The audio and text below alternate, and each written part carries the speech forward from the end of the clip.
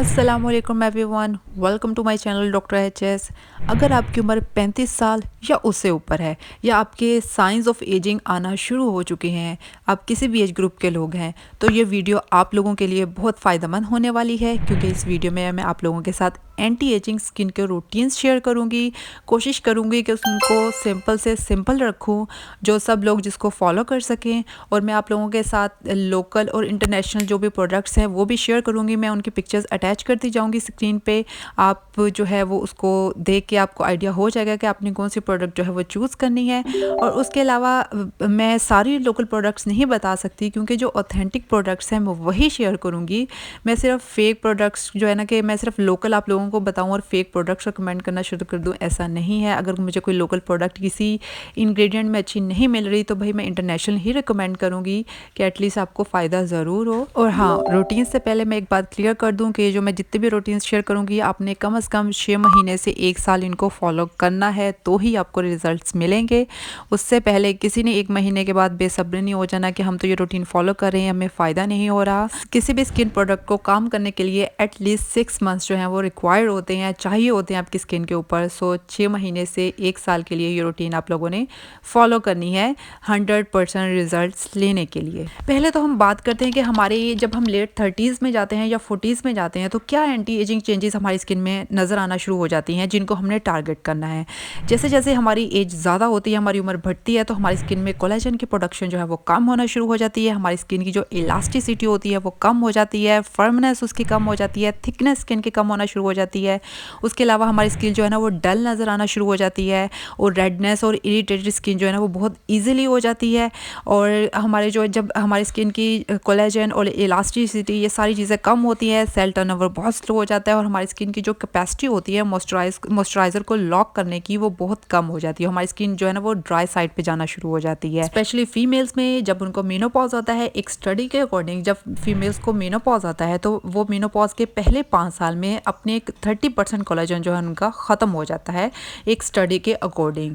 इतना जो है ड्रास्टिकली हमारा कोलेजन जो है ना उसकी प्रोडक्शन कम होना शुरू हो जाती है। और उसके अलावा फ्लशिंग होती है, रेडनेस होती है, और जो सन स्पॉट्स या सन डैमेज हुआ होता है तो वो जो है ज़्यादा प्रोमिनेंट होना शुरू हो जाती है। तो भाई आज की वीडियो में हम इन सारी चीज़ों को टारगेट करेंगे कि कोलेजन की प्रोडक्शन को कैसे बूस्ट करना है, सेल टर्नओवर कैसे ज़्यादा करना है, हमने अपनी डलनेस को कैसे ख़त्म करना है, और हमने अपने जो सन स्पॉट्स या रेडनेस हुई हुई है इन सबको कैसे ठीक करना है। सबसे पहला स्टेप हमारी मॉर्निंग रूटीन में आता है फेस वॉश या क्लींजर। आप लोगों ने बहुत एक जेंटल क्लींजर या फेस वॉश इस्तेमाल करना है जो बहुत ज़्यादा हाइड्रेटिंग हो और क्रीमी टेक्सचर में हो, आपकी स्किन को मॉइस्चराइज करे, जो नॉर्मल ऑयल्स हैं आपके उनको स्ट्रिप ऑफ ना करे। ठीक है, बहुत जेंटल और माइल्ड क्लींजर या फेस वॉश आपने इस्तेमाल करना है। सुबह के रूटीन में हमारा दूसरा स्टेप होगा नायासिनामाइड सीरम। जो एक रिकमेंडेड डोज है नायासिनामाइड की वो है 5%, और अगर आपकी स्किन सेंसिटिव नहीं है और आपको नायासिनामाइड से कोई रिएक्शन या रेडनेस नहीं होती तो आप 10% भी इस्तेमाल कर सकते हैं। जो आपको सूट करता है आप नायासिनामाइड के सीरम का इस्तेमाल करेंगे। थर्ड स्टेप में आ जाएगा पेप्टाइड्स। ठीक है, मल्टी पेप्टाइड्स है, दी ऑर्डनी के मिलते हैं, भाई मुझे बहुत पसंद है पर्सनली। उनके मेट्रिक्सिल है और उसके अलावा मल्टी पेप्टाइड सीरम है, बुफे सीरम है। इनमें से जो भी इनके मैंने अलग से इन पे वीडियो बनाई हुई है कौन सी एज ग्रुप के लोगों को कौन सा सीरम इस्तेमाल करना चाहिए, आप इसे इस्तेमाल करेंगे। उसके बाद आप मॉइस्चराइज करेंगे अपनी स्किन को और सन ब्लॉक या सनस्क्रीन का इस्तेमाल करेंगे, जो कि बहुत कंपल्सरी स्टेप है आपकी मॉर्निंग रूटीन में। अगर आपकी स्किन ऑयली है, स्पेशली जैसे अब गर्मियाँ आ रही हैं, तो आप मॉइस्चराइज़र अगर आप इस्तेमाल नहीं करना चाहते तो इट्स ओके। अगर आपकी स्किन बहुत ही ज़्यादा ऑयली है, अदरवाइज़ कोई जेल बेस्ड मॉइस्चराइज़र इस्तेमाल करें तो ज़्यादा अच्छा है। और उसके बाद लास्ट स्टेप हो जाएगा सनस्क्रीन। ये हमारी सिंपल सी हो जाएगी मॉर्निंग रूटीन जो कि पूरा हफ्ता यही रहेगी और डेली आपने इसको ही फॉलो करना है। अब हम बात करेंगे night time skin care routine की। इसको हम डे बाय डे डिवाइड करेंगे क्योंकि हमने एट अ टाइम बहुत सी चीज़ों को टारगेट करना है, तो हमें डेली जो है ना वो इंग्रेडिएंट्स जो है वो चेंज करने पड़ेंगे। सबसे पहले डे पे बात कर लें, डबल क्लींजिंग आपने रात को करनी है। कोई भी आप ऑयल बेस या कोई भी मायासिला वाटर जो भी इस्तेमाल करते हैं, एक दफ़ा उससे फेस वॉश करना है आपने, दूसरी दफ़ा आप अपना कोई भी जेंटल क्लींजर या आप नॉर्मल रूटीन में चाहे मॉर्निंग वाला इस्तेमाल करें, दूसरी दफ़ा आपने उससे अपने मुँह को जो अच्छी तरह जो है ना फेस वॉश करना है। डबल क्लींजिंग बहुत नेसेसरी स्टेप है आपकी स्किन के लिए, आपके जो पोर्स की अच्छी तरह क्लींजिंग के लिए। इस रात में जो रूटीन होने वाली है वो है एक्सफोलिएशन वाली, क्योंकि इस रात हमने जो है अपनी स्किन के ऊपर जितनी भी डलनेस है उसको रिमूव करना है और स्किन को थोड़ा सा हाइड्रेटेड और प्लम्प दिखाना है। सो हमने क्या करना है, कोई भी केमिकल एक्सफोलिएटर यूज़ करना है, glycolic acid, lactic acid, mandelic acid. इन पे मैंने अलग से वीडियो बनाई है, कौन सी स्किन टाइप के लोगों ने कौन सा इस्तेमाल करना है, अब वो देख लें। आपको इन सब वीडियोस के लिंक जो है वो डिस्क्रिप्शन में मिल जाएंगे। मैं दोबारा एक्सप्लेन नहीं करूँगी क्योंकि वीडियो बहुत लंबी हो जाएगी। या फिर आपने इनकी जगह एज़लिक एसिड इस्तेमाल करना है। अगर आप ये तीनों एक्सफोलिएटर अफोर्ड नहीं कर सकते या इस्तेमाल नहीं कर सकते तो आपने एज़लिक एसिड इस्तेमाल करना है, जो कि आपको फार्मेसी से भी मिल जाती है, दी ऑर्डनिंग की भी मिल जाती है। अब बहुत से लोग कहेंगे कि भाई फार्मेसी पे पाकिस्तान में तो स्किन ऑरन के मिलती है जो कि आउट ऑफ स्टॉक जा रही है, तो भाई आप एज़लिक एसिड की कोई भी क्रीम ले लें, ब्रांड से फ़र्क नहीं पड़ता, जो अंदर इंग्रेडिएंट है ना उससे फ़र्क पड़ता है। तो आपने सिर्फ एज़लिक एसिड लेना है। आपकी फार्मेसी पे जाके आपको मल्टीपल ऑप्शंस मिलते हैं, आप कोई भी ले लें, आप सिर्फ स्किन ऑरन के पीछे ना भागें। और अगर आपने ये एज़लिक एसिड फार्मेसी वाली इस्तेमाल करनी है तो पी साइज़ है, बाकी अगर आप टोनर इस्तेमाल कर रहे हैं तो वो टोनर की तरह ही आपने इस्तेमाल करना है। और अपने बाद में अपनी स्किन को जो है मॉइस्चराइज़ करना है। फर्स्ट नाइट पे क्या हो गया, डबल क्लींजिंग, कोई भी exfoliator, glycolic, lactic acid, mandelic acid या फिर एज़लिक एसिड और मॉइस्चराइज़र। 3 स्टेप्स हैं, जस्ट 3 स्टेप्स हैं जो आपने फर्स्ट नाइट पे फॉलो करनी है। सेकंड नाइट टाइम पे हमारी जो स्किन की रूटीन होने वाली है उसमें डबल क्लींजिंग अगेन। नेक्स्ट हमने जो ऐड करना है वो है अल्फ़ा आर्बुटिन। ठीक है, ये एक एंटीऑक्सीडेंट है, ये हमारी स्किन के जितने भी जो स्पॉट्स होते हैं उनको ख़त्म करने में बहुत ज़्यादा हेल्पफुल होता है, क्योंकि जो स्पेशली जिनके हाइपर पिगमेंटेशन होती है उनको हम डेली रूटीन, मॉर्निंग रूटीन में डेली बेसिस पे जो उनको रिकमेंड करते हैं।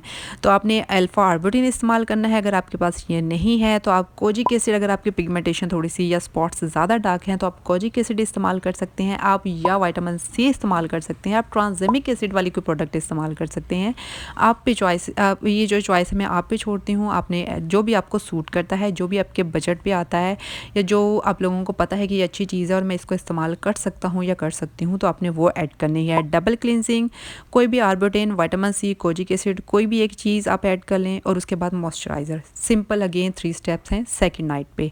थर्ड नाइट पे हमने जो है अगेन हमने डबल क्लींजिंग करनी है। उसके बाद आपने पेप्टाइड जो है वो पेप्टाइड सीरम, जो हम मॉर्निंग रूटीन में डेली बेसिस पे लगा रहे थे, उसको इस्तेमाल करना है। पेप्टाइड के बाद आपने रेटिनॉल इस्तेमाल करना है। रेटिनॉल्स का कोई सीरम आप यूज़ कर रहे हैं या फिर आप आइसोट्रेटिनॉइन कोई क्रीम इस्तेमाल कर रहे हैं, जो भी आपको सूट कर रही है। क्योंकि मैं इन सब चीज़ों को एक्सप्लेन इसलिए नहीं कर रही, इन सब पे मैं अलग से वीडियोस बना चुकी, मेरा चैनल भरा पड़ा इन वीडियो से, तो आप वो वीडियो ज़रूर देखें, आपको पता लग जाएगा कि आपकी स्किन पे कौन सी क्रीम सूट करेगी या सीरम सूट करेंगे, स्पेशली रेटिनॉल्स को लेके। तो आपने डबल क्लींजिंग, पेप्टाइड, रेटिनॉल और मॉइस्चराइज़र, ये 4 स्टेप होंगे हमारे। ठीक है, जैसे अब मैं आपको दोबारा डे बाय डे बता देती हूँ। मंडे को आपकी जो हो जाएगा एक्सफोलिएशन नाइट हो जाएगी, ट्यूसडे को हम आपकी जो अल्फा आर्बुटिन या विटामिन सी इनमें से कोई हो जाएगी, थर्ड पे आपकी रेटिनॉल और पेप्टाइड हो जाएंगे। फोर्थ डे पे अगर आपकी स्किन सेंसिटिव है तो आप अपनी स्किन को जो है ना वो ब्रेक दे सकते हैं, रेस्ट दे सकते हैं। जस्ट डबल क्लींजिंग के बाद मॉइस्चराइज़ करें और अपनी स्किन को ज़रा हील होने के लिए टाइम दें। और अगर आपकी स्किन सेंसिटिव नहीं है तो दोबारा अपने फर्स्ट स्टेप से, फर्स्ट जो नाइट पे हमने स्टेप्स बताए थे उनसे शुरू कर देना। इस तरह ये आपका पूरा साइकिल चलेगा और आपकी स्किन पे जितने भी एंटी एजिंग है, क्योंकि ये हमारे जो रेटिनॉल्स हैं ये हमारे एंटी सेल टर्नओवर को भी ज़्यादा करते हैं, कोलाजन की प्रोडक्शन को भी बूस्ट करते हैं, पेप्टाइड हमारी स्किन को टाइटन करते हैं, फाइन लाइन रिंकल्स को टारगेट करते हैं, नायासिनामाइड हमारे रिंकल्स को उसको टारगेट करता है। उसके अलावा एज़लिक एसिड, ग्लाइकोलिक एसिड ये ब्राइटन अप करते हैं, arbutin, niacinamide, vitamin C, tranexamic acid, kojic acid हमारे जो स्पॉट्स बने होते हैं उनको टारगेट करते हैं। तो भाई आपने इन सब चीज़ों को हमने एक ही रूटीन में टारगेट करना है। यही रूटीन है, आपने पूरे 6 महीने आपने इसको फॉलो करना है, फिर आपने अपनी स्किन पे रिजल्ट्स देखने हैं और मुझे कमेंट सेक्शन में ज़रूर बताना है। आप अपनी स्किन टाइप आपको पता होनी चाहिए, आपको कौन सी प्रोडक्ट सूट करती हैं ये आप लोगों को पता होनी चाहिए, क्योंकि मैं वीडियोस बना के आपको सिर्फ गाइड कर सकती हूँ, अपना पर्सनल एक्सपीरियंस चीज़ों के बारे में बता सकती हूँ कि मेरे रिव्यूज़ क्या हैं। मैं हर चीज़ आप लोगों के साथ शेयर कर रही हूँ। ठीक है, मैंने 100+ वीडियो बना दी है ताकि आप लोगों को हर चीज़ का पता हो। थोड़ा सी मेहनत आप लोगों ने भी करनी है, वीडियोस को सुने, अपनी स्किन टाइप जाने, आपकी स्किन पे कौन सी चीज़ें सूट करती हैं, आपके बजट पे कौन सी चीज़ें आती हैं, आप उनको देखिए और स्किन केयर रूटीन्स जो है ना वो बिल्डअप करें। जब आपकी एक दफ़ा स्किन केयर रूटीन सेट हो जाएगी ना तो आपको फिर बार बार चेंज करने की ज़रूरत नहीं पड़ेगी। और हाँ, अब एक बहुत सा लोग सोचेंगे कि भाई इस डॉक्टर ने तो हमें इतनी चीज़ें बता दी, हम कैसे ख़रीदेंगे इतनी चीज़ें।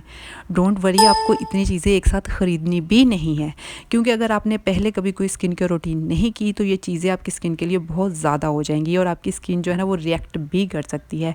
तो आपने 1 बाय 1 ये सारी चीज़ें अपनी स्किन के रूटीन में ऐड करनी है। उम्मीद करती हूँ कि आप सब लोग जो फेस वॉश, मॉइस्चराइज़र और सनस्क्रीन ये 3 स्टेप्स तो हर कोई फॉलो कर रहा होगा। चाहे वो टीनेजर है, वो लड़का है, लड़की है, बच्चा, बच्ची जो भी है वो इसको फॉलो कर रहा होगा। अब उसमें ऐड करना है, अगर मैं आपको गाइड थोड़ा-सा इस बारे में कर दूँ कि कौन-कौन सी चीज़ें आपने ऐड करनी है। सबसे पहले अपनी स्किन के रूटीन में नायासिनामाइड को ऐड करें, 2 से 3 हफ्ते दें और कोई इंग्रीडिएंट ऐड नहीं करना। जब वो आपकी स्किन उसके साथ सेट हो जाए, फिर आप अपनी स्किन में पेप्टाइड ऐड कर लें, जो मैंने मॉर्निंग में बताए थे। जब उसके साथ 2 से 3 हफ्ते दें, आपकी स्किन एडजस्ट कर जाएगी तो आप अल्फा आर्बुटिन सीरम ऐड कर लें या नायासिनामाइड विटामिन सी ऐड कर लें या कोजिक एसिड ऐड कर लें। उसको टाइम दें, आपकी स्किन जब उसके साथ एडजस्ट कर जाएगी फिर आप एज़िलिक एसिड को ऐड करें और लास्ट पे आप रेटिनॉल्स को ऐड करें। इस तरह आपकी जेब पर भी भारी नहीं पड़ेगी। भाई आप एक चीज़ खरीदें, 1 महीना टाइम दें उसको सेट होने के लिए, फिर दूसरी खरीद लें, तीसरी, और आपको जो है ना वो स्किन के रूटीन भी बनती जाएगी। अब अगर आपने ये स्किन के रूटीन बना ली है, आपको नज़र आना शुरू हो गए रिजल्ट्स, आपको किसी को 2 महीने, 3 महीने, 4 महीने डिपेंड करता है आपका कितना डैमेज हुआ है, आपको रिजल्ट्स नज़र आना शुरू हो गए हैं। लाइक अगर आपके कोई सन स्पॉट्स या सन डैमेज हुआ होता वो ठीक हो गया, रिकवर हो गया या लाइट हो गया बहुत ज़्यादा, तो आप एक प्रोडक्ट को कम कर सकते हैं। जैसे कि कोई कोजिक एसिड आप इस्तेमाल कर रहे थे, आप उसको कम कर सकते हैं या आर्बुटिन को ख़त्म कर सकते हैं। उसकी जगह आप रेटिनॉल्स को ऐड कर लें। रेटिनॉल्स को आप जितना ज़्यादा ऐड करेंगे उतना ज़्यादा अच्छा है आपकी स्किन के लिए। उसके बाद अगर इसी तरह अगर आपके जो है वो स्किन आपकी कोई बहुत ज़्यादा रिंकल्स नहीं है आपकी स्किन पे, तो आप पेप्टाइड को जो है वो कम कर सकते हैं। अगर आप डेली बेसिस पे इस्तेमाल करें तो आप वीक में 2 से 3 दफ़ा इस्तेमाल कर सकते हैं। तो ये आप अपनी स्किन की सिचुएशन को देखें, उसी हिसाब से चीज़ें कम या ज़्यादा कर सकते हैं। ज़रूरी नहीं है कि जो मैंने बता दी है बस आपने वही करना है और करते रहना है, और आपने देखना ही नहीं है कि हमारी स्किन कैसे रिएक्ट कर रही है, उसको इस टाइम किस चीज़ की ज़रूरत है, क्या डिमांड है। क्योंकि मैं तो मैक्सिमम आपको हर चीज़ क्लियरली वीडियो में बता सकती हूँ, बाकी समझ के और उसको एक प्रॉपर वे से बनाना आप लोगों का काम है। उम्मीद करती हूँ कि आपको मेरी वीडियो अच्छी लगी होगी। फिर भी आपके माइंड में कोई क्यूरी है, कोई डाउट है तो आप मुझसे कमेंट सेक्शन में ज़रूर पूछ सकते हैं।